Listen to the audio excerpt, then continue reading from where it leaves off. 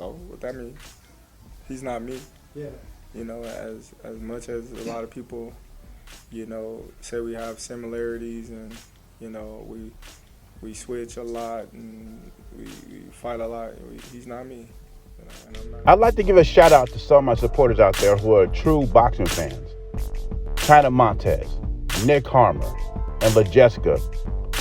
We may not agree on everything, but they give valid points and they come with the wood when it comes to comments. Now, I do like this comment from Hands of Stone. He says, Boots not even LeBron James. At this point, he wants to be compared to Crawford, but he doesn't want the pressure, basically, to live up to it. Now, the new crop like Abdullah Mason, Bam Rodriguez, I'm not talking about those guys. They're still young and coming up, and I think they're a little different to the era we have now. Now, the guys we have now that they compare to the Four Kings do not want to do Four King things. They like the comparison, but they're not the Marvin Hagler, the Sugar Ray Leonard, Roberto Duran.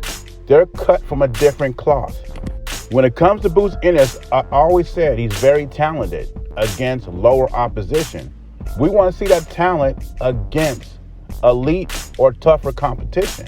He seems reluctant to do that. I mean, I heard him compared to Sugar Ray Leonard, Roy Jones, all rolled up in one. But it doesn't mean anything to me if you're not doing Roy Jones and Sugar Ray Leonard things. He might be as talented as Terrence Crawford physically, but he doesn't have two things Terrence Crawford has. At least he hasn't proven that to this point. IQ, heart, and failure to make adjustments.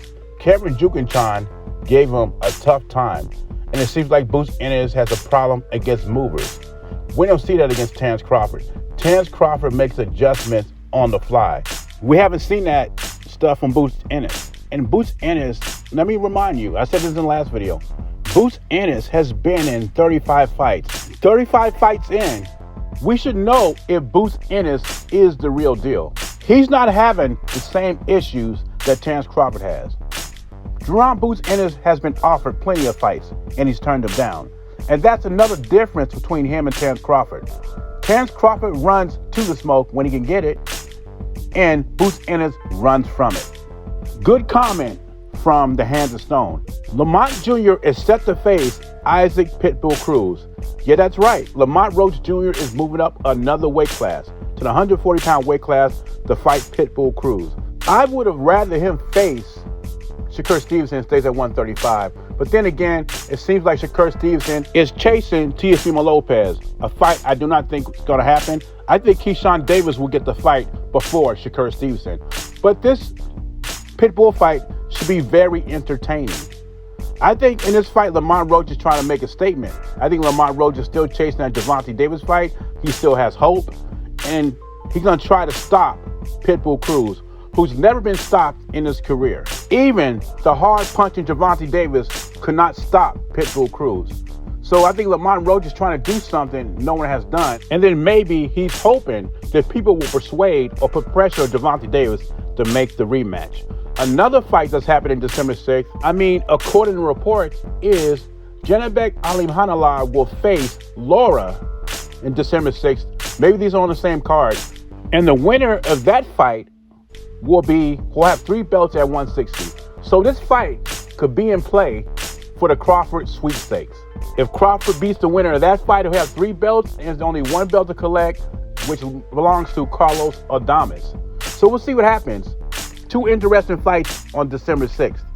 And that is according to reports. You know, boxing menus change all the time. He didn't even try.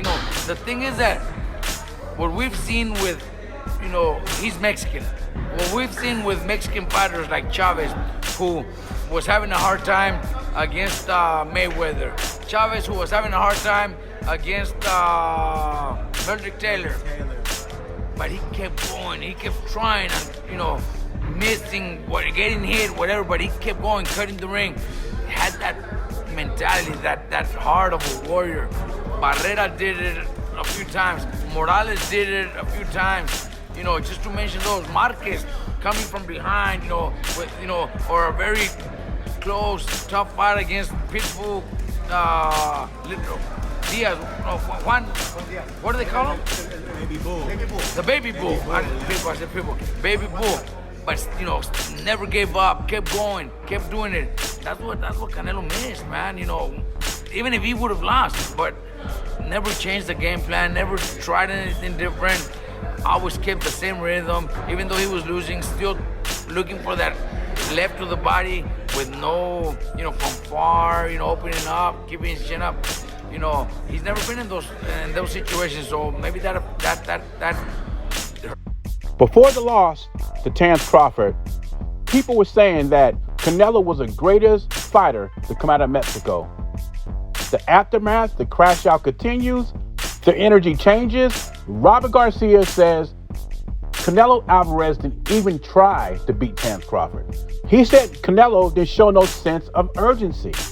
And he compares Canelo to Juan Manuel Marquez, Julio Cesar Chavez, Eric Morales, Marco Antonio Barrera. He said those guys showed urgency and they show heart. I don't know about you guys, but to me, it sounds like Robert Garcia is saying that Canelo quit. I mean, what else can you say? When you say the other fighters never gave up, that would mean Canelo did give up. Canelo said in the press conference, he tried everything, he worked out hard, and he couldn't find an answer for Terence Crawford. I'm not going to say Canelo quit because that takes away from Terence Crawford's victory. I believe Canelo tried everything and it did not work. And Canelo's a great fighter, but when you fight Magia, Berlinga, and Ryder, and then you go to Terence Crawford, those are completely different levels, especially if weight is not a factor. Canelo does not have the gas tank to fight like Robert Garcia wants him to. Like I said, Canelo's a great fighter, but he lost to a generational great in Terence Crawford. Canelo did not have the tools to beat Terence Crawford. Robert Garcia is having a hard time dealing with that. And I like Robert Garcia. He's a great trainer, but Robert Garcia admits himself that he's tribal. But anyway, leave your thoughts and comments below. Beezy, I'm gone.